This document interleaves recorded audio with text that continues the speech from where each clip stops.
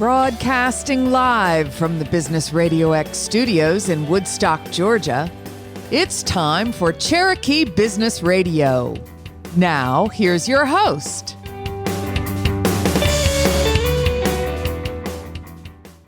So welcome back for another exciting episode of Cherokee Business Radio, where we help business leaders get the word out about the important work they're doing to serve their market, their community, and their profession.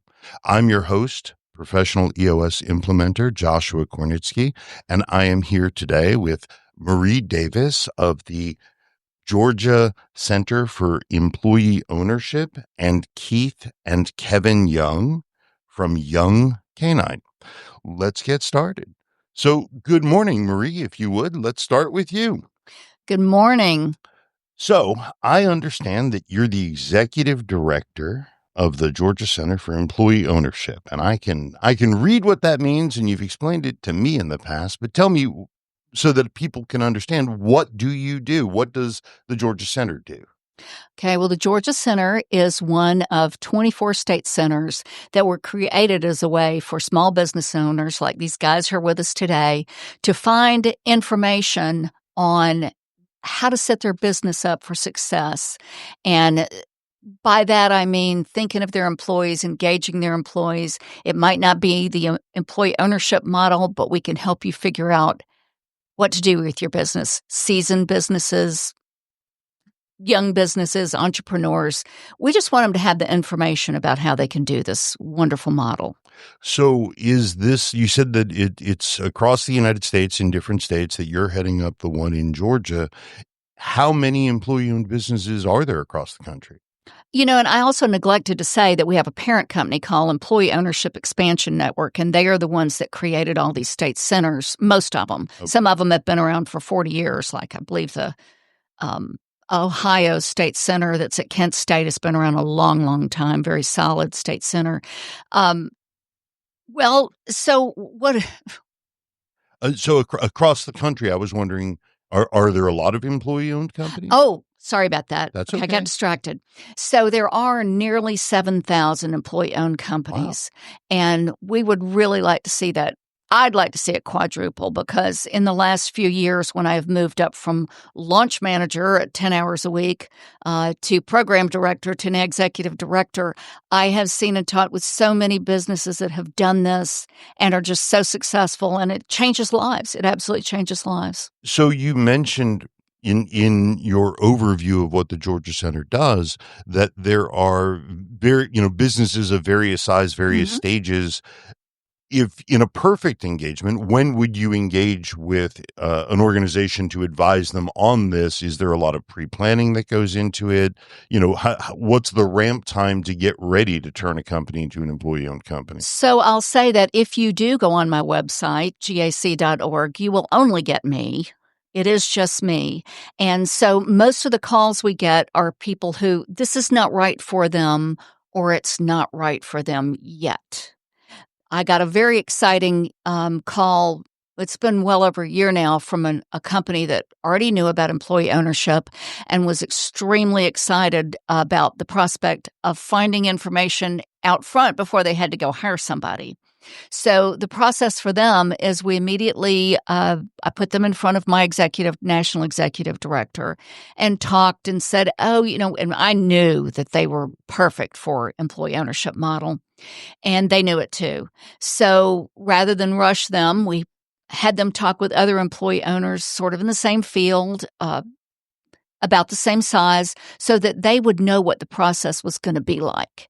And that was well over a year ago. They have some big events coming. I can't tell you anything about them, of course, but I will tell you that it's going to be very exciting. And so they met with those employee-owned companies, and then we introduced them to the service providers that do this kind of work. And unfortunately, they had already paid, and this is a big point to make for companies. Please. Don't go pay a trust attorney. Don't go have a business evaluation done until you talk to us. Wait. How much does it cost to talk to you? It doesn't cost anything. I should have said that. We're all nonprofit. We are That's funded. a big deal. It is a big deal. EOX, our parent company, is funded a lot by some of these service providers, but also by very, very happy founding owners. I'm pointing at these guys across the room since this is on radio and you can't see me, but they willed or sent their business, put their business in an employee stock ownership plan for their employees, and they made a ton of money.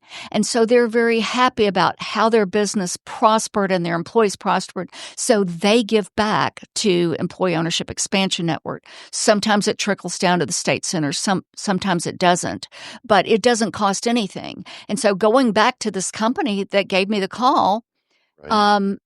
after they had already paid a trust attorney, unfortunately, and had that business evaluation, and that probably cost them, I don't know, A bunch of money. a bunch of money. I'm going to say upwards of $50,000. Ouch. And it doesn't apply to what we're going to do with them. We don't actually do any of the work, and I will stress that, so we won't ever charge you a penny. So we put them with different service providers, and we're actually still doing that. And then they choose the one that clicks with them. Because when in a ESOP transaction, there's a lot of people that have to be involved, especially right at first, and you need Right. to, like, you might not like working with your brother if that was the case, and you might want to choose Joshua to work with. You get the idea. There's clicks and there's personality. Well, sure. Anytime you're making introductions, you've got to make sure that it's an introduction that resonates for all the parties involved in order for everybody's interest to get served. But it's great to know that this is a service that's available to a business owner and they can get guidance and advice that has no bias, has no leaning one direction or the other. It sounds like you just give them the information and help them find the right match. Is that? We do. And so I didn't finish answering your question because, again, I keep seeing something shiny over there. But when a company decides to become employee-owned, they can do it in less than 6 months. It might take a year. It depends on whether they're already an S-Corp. If they're an LLC or a C-Corp and they want to move to an S-Corp, that might take time. Might take time to work out the funding of paying off whatever percentage the owner wants to put into the employee fund. And by the way, that can be 10%. Most companies now are doing 100%. So it sounds like and I mean this in a good way, it's not a one size fits all. And it sounds like it can be customized to fit the transitioning out owner, what their goals are.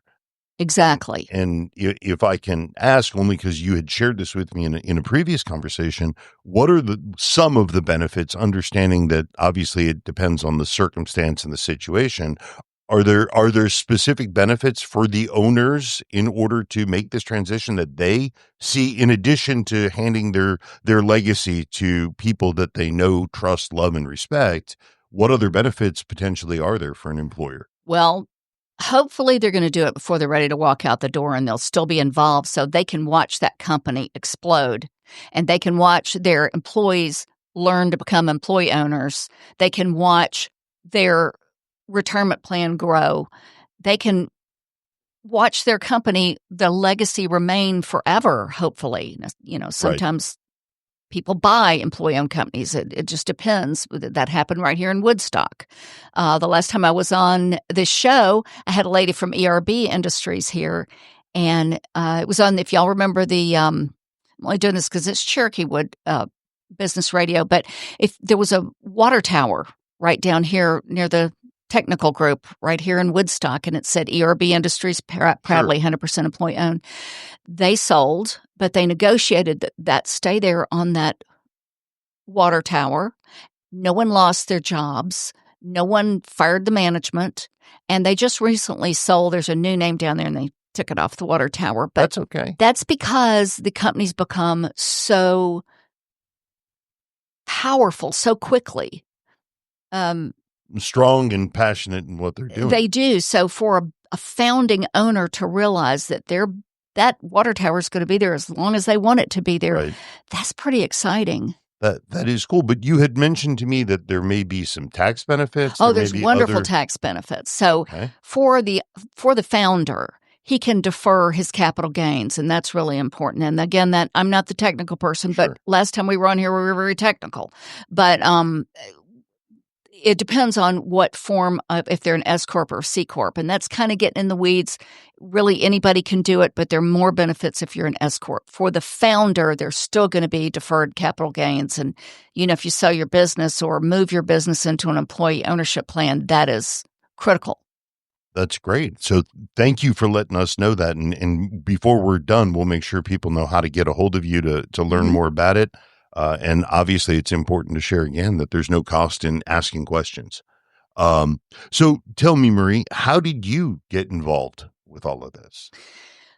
Well, I was in Gainesville, Georgia, and wanted to move this way and had to have a knee replacement. Couldn't drive that distance there. So I was looking for a job, and it said something like, what the heck is a launch manager? It didn't say anything about employee ownership. And so when I did the interview, my now executive director said, I see you had your Series 7 and 63. What do you know about employee ownership? And I said, we had our own ESOP attorney. I said, I haven't heard that name in a long time. And then I told the story of my parents' business, that my parents had a business on Buford Highway for almost 50 years. Oh, wow. What type of business? It was a landscape business. My dad was a landscape architect and horticulturist. He's been gone a long time. He'd be 104 now. But he got on the he got after World War II, he got a double major back when a major is like a doctorate now. And he came to Atlanta and started his own business. And this is before Lowe's. This is before Home Depot, all this, people doing yard work now. Sure. So it was very successful. It was a huge place, about the size of a small Walmart. Wow. And then a big nursery. And right next door, and I love to tell this story, is where Mr. Pike started Pike's Nursery, and they were great friends. So they both went completely different directions. My father had 2 locations, and as you know, Pike Nurseries has many, which is, by the way, 100% employee owned. Good to know. Yes, and that's another story, but we probably don't have time for that, so you got to have me back. But anyway, I'd love to do that, just to have employee ownership stories to tell. We'll talk more about that then. That'd be fun. People really like that. But so he, at one time, had 41 employees. He had 2 crews, and he had couple of management people, mainly my mother, who worked her whole life. They worked together. And when my dad got sick, now he was still working at 78 every day, 7 days a week, but he got sick. And so we just had to sell the land. I mean, the business was him. There was no handing it over to his management team. Right. Nobody was prepared. His 3 daughters, I'm the baby, were not in that business at all. Sure. And so he ended up losing the legacy that now nobody knows who Atlanta Garden Center was, which everybody did.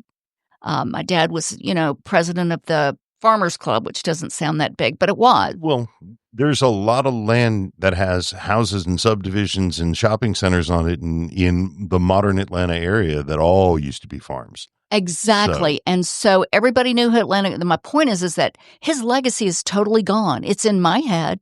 And people my age probably came over there and bought their mother a rose for Mother's Day, or bought the fertilizer there. And I was pulling the little red wagon with the cow manure in it. I did grow up doing that kind of stuff. But when he died, and this is what's really sad, I went to clean out his the drawers in his cabinet. My mother just couldn't do it. And there were envelopes of money with his key employee's name on it. One was his head guy that ran the group. Wow. That was his idea of saving for them. And so there was literally envelopes of money, because he, even though he was a very smart man, he didn't know how to help his employees other than that. Had he gone, the mechanisms that you teach and show now didn't exist, but it's right. Great. You've ended up helping others now maintain that legacy for their families and generations to come. That's fantastic. So when I told that story, one of our board members and my boss, Steve Storkin, looked at me and said, "Can you tell that story to other people? Can you talk about that?" I said, "You bet I can." What an incredible backstory for someone who didn't grow up thinking, gee, one day I want to be the executive director of this. Yeah. That's fantastic. Well, I know we were talking before that you've got some events that are coming up. I think the first one is this month in Macon, right?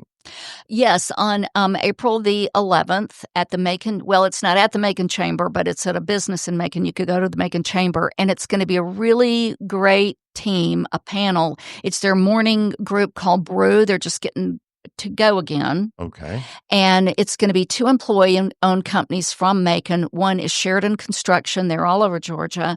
The other one is B&D Industrial. And they're going to be there to talk about what it's like to be an employee-owned company. And also SCORE, if you know what SCORE is through SBDC, they're going to be there. Now, the story behind this is that the absolutely fabulous president of the Macon Chamber, Jessica Walden, used to be very involved with the SBDC. So she knows what it's like for businesses to be looking for information.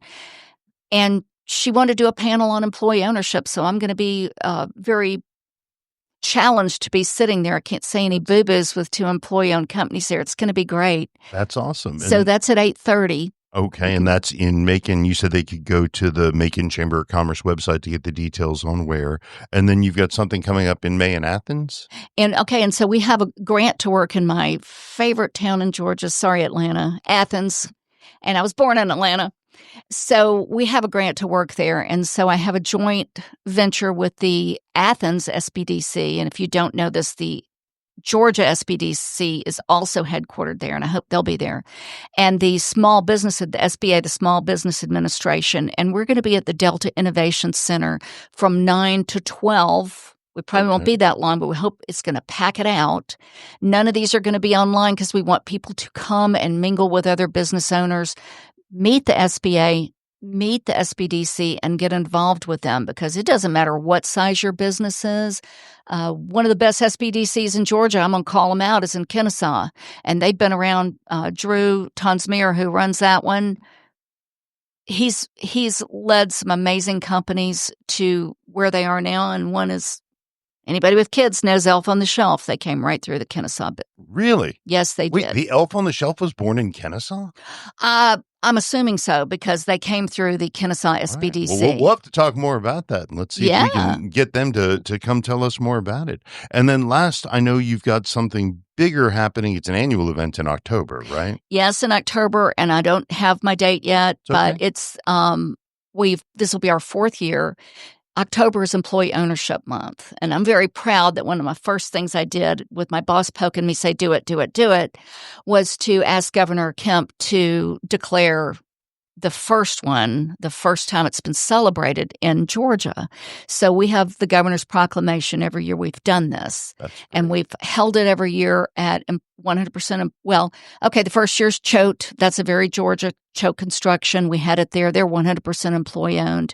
The last 2 years we've had it at J.E. Dunn Construction, which is not 100%. They may never be, because they've got 5,000 employees. But the point is to have the new employee-owned companies in the room and give them awards. And 2 of the better-known ones from last year, you're going to know these names: Woodstock Furniture Outlet. Sure. We gave them an award last year, and Georgia Spa Company, which was birthed right near Athens. And they're very well-known names. And so every year we've had a long list to give awards to for becoming 100% employee-owned. And let me tell you, there's some happy companies. That's wonderful to hear. Well, before we wrap up the segment, I do want to ask, I like to ask a question of all the guests that's just a little bit thought-provoking. As you look back along your family path, your professional path to what brought you to here, what's the most valuable piece of advice you were given that you would share with others?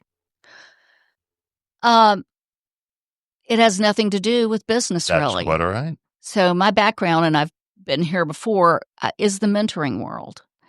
And give back. Absolutely try to help somebody. And I know every time I'm mentoring a lady through the University of Georgia mentoring group now, and she's a grown woman, teaches me things every day. And I always have to say, oh, Marie, you don't have anything to share. You don't know anything, but you do. You do. And so whatever age you are, give back. Go read to a kid at school, whatever it is, give back, and it will grow your business, and it will grow you, and you will touch a life that you will never, ever know how far that reaches. But it will. That's great advice. Well, thank you again, Marie Bell Davis, Executive Director of the Georgia Center of Employee Ownership. Marie, what's the best way for people to get a hold of you? Well, I'm going to give them my phone number because it's on everywhere anyway. It's 404-327-2554. Nobody's worn that out yet. All right. Marie@gaceo.org. Or if you go to the website, you can pull GACEO. Well, go to the Georgia Center for Employee Ownership, because there's another great company called Georgia CEO that's a film company. So Georgia Center for Employee Ownership, and you click on a contact me button, and there is no one else. It will be me. All right. So any of those things, I'd love to chat. One and only.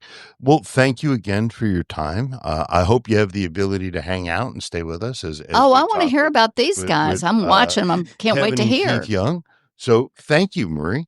All right. Well, switching over, we have with us both, by special arrangement, Keith Young and Kevin Young from Young Canine. So I know that, Keith, you're the founder of the company, correct? Tell us, what is Young Canine? Hey guys, good morning. Young Canine is a dog walking, dog training, dog sitting company. So we help busy professionals take care of their dogs while they're at work, they're out of the country, or if they just got a new puppy and they need some training. So you do training as well? Yes. Oh, wow. Okay. So what other kinds of services do you offer that maybe other dog walking companies don't? So right now I just got a company van. So we pick up dogs, we do group walks. And then also for people that have big backyards and don't want to pick up their own poop, we actually do poop pickup as well. So that's something that, I live right down the road. Yeah. So that's something we just recently added. But we have a couple of people that, need the yards picked up. So yeah. Well, so how did this get started? So during the pandemic, I used to work for a company for about 4 or 5 years, and I had to kind of make a decision. Well, let's back up. My background is working with kids with autism. Oh, so okay. I was a behavior therapist, and I had to kind of make a decision. Do I want to work with kids or do I want to work with dogs? And like I said, when the pandemic came, it kind of made me shift my focus. I've always had a passion for working with dogs, and the company I worked for, they went under because of the pandemic, and then that kind of just jump started everything. So you had this opportunity that just presented itself, and Yes. and so and you've got your brother working with you. Yes, sir. So how's that? Well, one thing I will say is growing up, like, when we were younger, we did have our like tussles and fights and stuff like that. But one thing I will say is we always been close and tight. So just being able to work with my brother, that's probably like one of the best things in the world. So like I get a kick out of it most definitely because like, growing up, we would talk about like toys and all kind of like kid stuff, and now it just comes to a point to where now we're talking about business and hey, how do you feel about this? How do you feel about this idea? How you feel about that idea? So I still get a kick out of it because I still look at us as 10 and 5 years old. So like I said, I most definitely get a kick out of this. Okay, so Kevin, what else do you do other than walk dogs there at Young Canine? So my background, I recently graduated from Jacksonville State in 2022. Thank you, and I graduated with a communications degree. So like by communications being so broad, from broadcasting, running the teleprompter, social media. Sure. So that's what I pretty much do as far as with Young Canine. I run the Instagram page. So well, nobody likes looking at pictures of dogs online. I mean, like literally all day I'm just, just coming up with ideas on, Wait, this is what you do all day, is just take cute pictures of dogs? Like that's what we are like, literally like, that's a part of the business. So, that's awesome. So as we're walking the dog, so most of our walks are from 30 to an hour walks. And during that time that we're walking the dogs, we're taking pictures of each dog, like, we're taking a picture of like just different areas, like cute pictures of the dogs and everything. And we're sending messages to the owners like, hey, your dog did a very good job of, literally like we're just sending like messages. What a brilliant idea that is. Yeah. Like we're literally sending them messages. So at the end of the day, we're making them feel better and more comfortable. So, we're getting more clientele and stuff like that. Like, oh yeah, these guys took really good care of my dog. And that's how the more clientele starts coming in and everything. That's a really great differentiator. What else do you guys do that kind of sets you apart from what others do in this space? We also set up meet and greets. So some dogs during the pandemic, they weren't socialized properly. So they don't like seeing new people, or they're used to certain people. They don't like people that wear hats, or they don't like, taller guys. They don't like women. So we do meet and greets just to kind of have the walker feel comfortable, have the client feel comfortable, and also get a better assessment of the dog, and even just to see if it's a fit. because there might be a case where this dog really doesn't like a walker and it's just not a fit for us. So that's why we like doing Really? So it goes down to that level of detail, but I guess that kind of aligns with what you're saying. You want to make sure that you've got the right person working with the right animals. Yes, because we've had it happen. We've had a couple clients do a meet and greet, and the dog just didn't care for the walker. It was nothing the walker did. It was just it just wasn't a mesh. So then we got another walker, and it worked out perfectly. So. Well, so and you had shared with me, because it's not just about the dog and the walker; it's also about the client. And without asking for anything confidential, you had shared that you have some kind of high profile clients. So you work with people who'd rather not be named. Yes. So we work with doctors, lawyers, all types of business owners around Atlanta. So the biggest thing they want to know is like, can we trust this person coming in? So that's why we like to do meet and greets, so they can get a better understanding of who's coming into their house, because we're getting access, we're getting codes, we're getting all this personal information from these high-end people. So we just want to make sure like this is a perfect fit. So that makes great sense, and it must go a long way to putting people at ease. And like with all things in business, the more business you do, the more people will grow to trust you. Yes. So that's fantastic. And going back, Kevin, to what you were saying about social media, are you utilizing things like Google reviews and other ways? How do you get the word out? So pretty much what I do is pretty much what I do as far as with the social media is I post on my Instagram. I post on the Instagram page, but then I also post on my separate Instagram. So like we get more people to view and just participate in the certain things that we do. And then also as well, I send stuff out to like Facebook to get people to, cause we got a lot of clientele from Facebook, just from, me reposting things and, hey, I seen you guys on my Facebook, the only thing that we're working on now to get more people is like the other social medias, like the TikToks, the Snapchats, the Twitters, maybe. So once we get that aligned, I feel like we're going to get like even more. So, but just as of right now, we're just sticking to like one thing.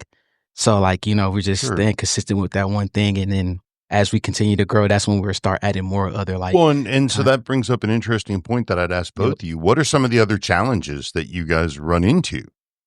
I would say the biggest challenge would be funding, because we're still a new company. We're about to be 2 years in July. So yeah, we're about to be 2 years in July. So sometimes getting funding and having banks actually see that we're a legit business can be a struggle. And also scheduling. I was about to say scheduling. You can touch on scheduling. So the biggest thing with scheduling is we feel like that most of the clients book at the same times, and breakfast, lunch, and dinner. Most definitely. But like our prime time is really between like that 11:30 to that 1:30 time frame, because it's like the afternoon, it's lunchtime or whatever, and we only have so many walkers, and it's like trying to like decide who's gonna walk which dog around that time, and just it can be a lot. And then also too, whenever a walker is out, like an emergency or anything, it kind of throws a lot of the things off, and that's whenever we kind of have to like step in and do as much as we can. It sounds like you guys are pretty adaptive and cover all the bases, which is important for people to know that the doggie's not going to be left at the door. No. So did you guys grow up with dogs? Animals of any kind? So it's funny you say that. So we had every animal but a dog really? Until I went off to college. So what's on the list? So we had bunnies, we had fish, we had turtles. And I've always asked my dad, like, can we have a dog? Can we have a dog? He's like, it's too much responsibility and I'll be stuck handling Wait. Do turtles fetch? Turtles are actually faster than what you think. Really? They don't play fetch. Okay. But I used to let it out in the grass, and then I would look up. I'm like, where's the turtle? Where's the turtle? The turtle's on the sidewalk. Wow. Yeah, so they're actually faster than what you think. But I didn't have my first dog until I went to college in 2013. Sophomore year? Yeah, my sophomore year. And I've had her ever since. She's 10 years old now. Her name is Coco. She's a German Shepherd Pyrenees mix. And oh, wow. She goes everywhere with me. Super That's sweet. Awesome. And in fairness, she is not in the studio only because we didn't have a microphone. And two, I don't think we have space for her. She's a big dog. Oh, is she? Yeah. Well, she's welcome for our outdoor. When we do a remote event, please bring her along. Definitely will. So what are wait a minute. Before I ask that question, what on earth is March Wagon? I'll let Kevin tell that. It's been so much fun, but yeah. So pretty much when was this, February when we talked about it? Yeah. Like I said, we're just always just jotting down things or sending each other ideas like, hey, how do you feel about this? How do you feel about that? And I'm a big basketball fan. Okay. So there's something going on in March, isn't there? March Madness. Just, yeah. Literally March Madness. So I just thought, I'm like, Keith, how do you feel about we do like a tournament for the dogs and we do like a March Madness? I was like, how about March Wagness? How does March Wagness sound? He's like, nice. You know what? With brackets and everything? Yeah, we have brackets. We start off with 32 dogs because this is our first time doing it, and we just wanted to see how it was gonna go the first time, and it's been going pretty good. And we even have like 4 different regions. So one region is Mutttown. You have what is it? Howlington? Howstown. It's like 2 others. It's I'll have to get back to it later. But yeah, we pretty much just separate them all in different regions, like a March Madness tournament. Right. So and are these all your clients' dogs? Yep, all the clients' dogs. So does the winning dog get a ring or something? What happens? They get pretty something in that line. But we're gonna like arrange like a gift basket. So like it's gonna be nothing but like a whole bunch of treats, toys, just like little gift basket that. So I'm telling you, by next March, you're going to have clients beating down your door just trying to get their dog. We're going to have a winner. full 64 next year. I guarantee you. We already have clients like, why wasn't my dog on there? We're like, hey, we're just testing it out. Can we you have use more this than picture 64 instead? dogs, but we had to kind of test it out this first time. It's got to be like college football. You got to expand the playoffs. Yeah, literally. Like we literally have to break down the whole process, how voting is and everything. So, but yeah, for the most part, it's been very interesting. And we just text each other like, man, like you see Goose is in the lead right now or Bansky's in the lead right now. Like this is crazy. Just based on people submitting their vote for it. Yep. So how we get people to vote, I set up a poll on our IG story. Okay. And I have like the first seed dog against the 8th seed dog, and it's like a poll at the bottom, and they just literally just click to see who they want. So where are we now? Have we reached the finals? We're in the finals. Okay. We're in the finals. How many are we down to? So we have Moose, who's the 3rd seed, and then we have Clark, he was the 2nd seed. Okay, so where do people go to see this? They go to our Instagram page. Our Instagram page is The Real Young Canine. And we have like highlights set up to where you can pretty much just look at the whole recap of how the tournament's been going on from start to finish. I think we already had like the first tournament or the first round, we had like maybe like 4 or 5 upsets. Like we had a couple number 1 seeds get kicked out, which was pretty shocking. I'm like, that's what makes it a game. That's what March Wagness is all about. So like, because we love March. Because you would literally look at the votes at like lunchtime. You're like, okay, such and such is winning, and then by dinner time, you're like, wow, they're beating them by like 25 votes. So it's amazing to see. Yeah. Maybe next year you can move this into YouTube as well. Yeah. TikTok, you were saying. Yeah. That's definitely fantastic. Well, so as I asked with Marie, if you guys don't mind, I want to ask this of both of you. I like to ask one question that kind of makes you think a little bit towards the end here. For each of you individually, if you don't mind, Keith, then Kevin, what's a mistake you guys have learned from, whether personally, professionally, kind of along the way that's changed the way that you're doing things?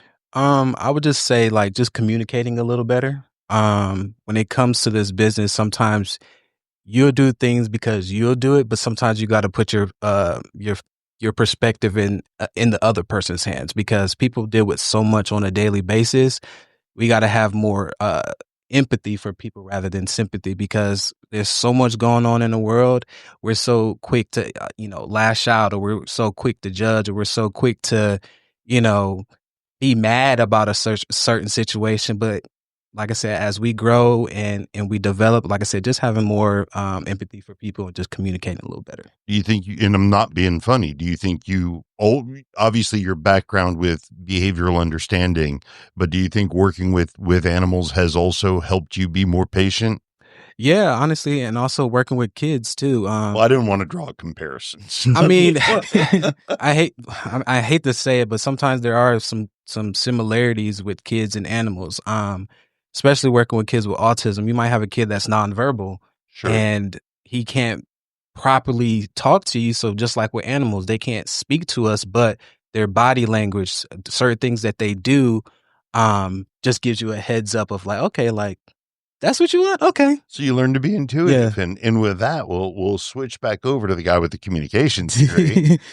What's a mistake you've made and learned from? I made a few mistakes, like more so just dog walking. I made mistakes. Please. So it was a situation to where like I said, like the clients, they most definitely trust us. And like one mistake that I made was I was kind of like in a rush. It was a lot going on as far as like picking up other people's schedules and stuff like that. So I probably had like 10 dogs that whole day. And one mistake that I had made was just pretty much just like leaving the doors unlocked. One day I left the door like open, like kind of wide open, not even paying attention, and the dog wasn't across the street or whatever. So it's just little stuff like that I kind of like made mistakes. But the good thing about it that like, mistakes happen obviously, and like the clients, they, just one time and checklist. Literally. So just like little things like that. So, and like I said, that's whenever trust comes into play as well. So and I appreciate your honesty. That's the only way any of us learn. That was a one-time thing, guys, too, by the way. That was a one-time thing. One thing about me. I wasn't worried about that because like I said, you learned from it. Literally. Right? I'm sorry. Please. And just because he's my brother, I'm hard on him too. Because when he told me that, I was furious. I was no nepo baby stuff here. No, no. Like I told him, shout out LeBron and Bronny.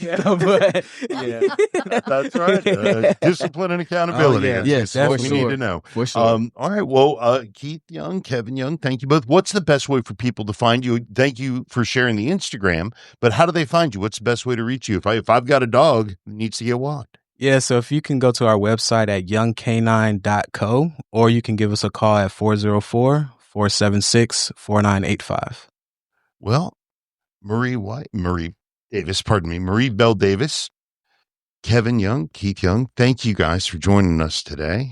We will have all of your information posted up onto our website. And this has been another episode of Cherokee Business Radio. I appreciate everybody listening.